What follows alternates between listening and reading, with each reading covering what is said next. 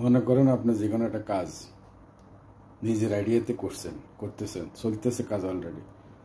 এর মধ্যে অনেক লোক এসে আপনাকে এইভাবে হয় না, এইভাবে করলে সুন্দর হবে, ডিরেকশনের উপরে ডিরেকশন।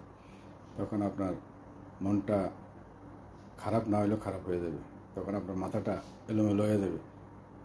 কার যেইভাবে বলছে আপনি মনে মনে ভাববেন মনে হয় যেন তার কথাটাই ঠিক, আরেকজন আরেকভাবে বলছে না এইভাবে করলে ঠিক। এইভাবে আপনার মাথাটারে নষ্ট করে দেবে। তখন আপনার হাই হতাশ করবেন আপনি যে আমি কি ভুল করছি না ভুল করলাম। একটা কথা মনে রাখবেন, নিজে যদি ব্যবসা করেন, যে কোনো কাজকর্ম করেন, নিজের আইডিয়া দিয়ে যদি করেন, এতে যদি আপনি ডুবিয়ে যান তারপরে আপনি সাঁতরাই হলে উঠতে পারবেন। আর অন্যজনের ডিরেকশনে যদি আপনি ডুবে যান তো সেই ডুবার থেকে কখনো উঠতে পারবেন না। সুতরাং নিজে যেটা করবেন সেটাই নিজের জন্যে বড় কিছু। লস হোক আর লাভ হোক, নিজের বুদ্ধি দিয়ে চলবেন, অন্যজনের বুদ্ধি দিয়ে না।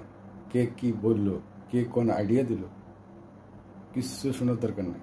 আল্লাহ হাফেজ।